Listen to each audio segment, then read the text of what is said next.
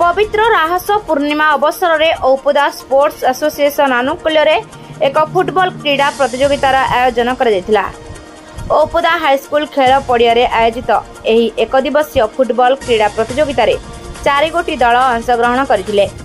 अपराह्न 1:30 घटिका समय अंचल विशिष्ट व्यक्ति मानक द्वारा खेलर शुभ उद्घाटन होता। विशिष्ट शिक्षाविद निरंजन मोहंती, समाजसेवी प्राक्तन सरपंच उदय कुमार सह, शिक्षाविद तथा समाजसेवी निरंजन प्रसाद बारिक, शुभेन्दु पंडा प्रमुख उपस्थित रही खिलाड़ी मानक उद्बोधन देथिले। प्रथम खेल कविशूल और माटीगोड़ार बाबा गेटेश्वर टीम मध्य आरंभ होता।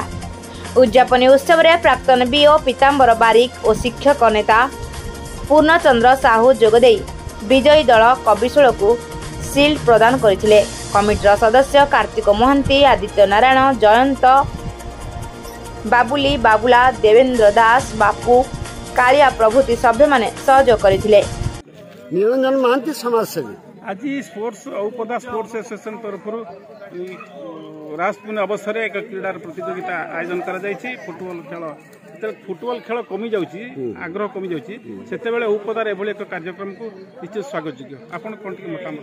बहुत धन्यवाद जो माने ए प्रकार एक क्रीडार फुटबॉल खेलर आयोजन करछन्ति, टूर्नामेंट आयोजन करछन्ति, समान को माने जत्ते धन्यवाद देना मध्ये कम हबो। कारणटा होछि वर्तमान समय फुटबॉल खेलटा सारा पृथ्वी कमी जाइए कहने चले। विशेषकर भारत यार मर्यादा बहुत कमी किंतु यही समय मेसी कहतु मु तो बहुत भूरी भूरी प्रशंसा करुच्ची कारण एठी जे सबु पिला मध्य गोटे भाईचारा सृष्टि अच्छी।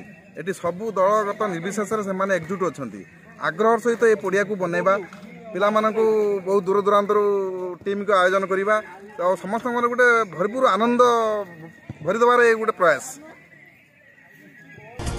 औपदारू शांतनु कुमार बेहरा रिपोर्ट, रूपथालिया न्यूज।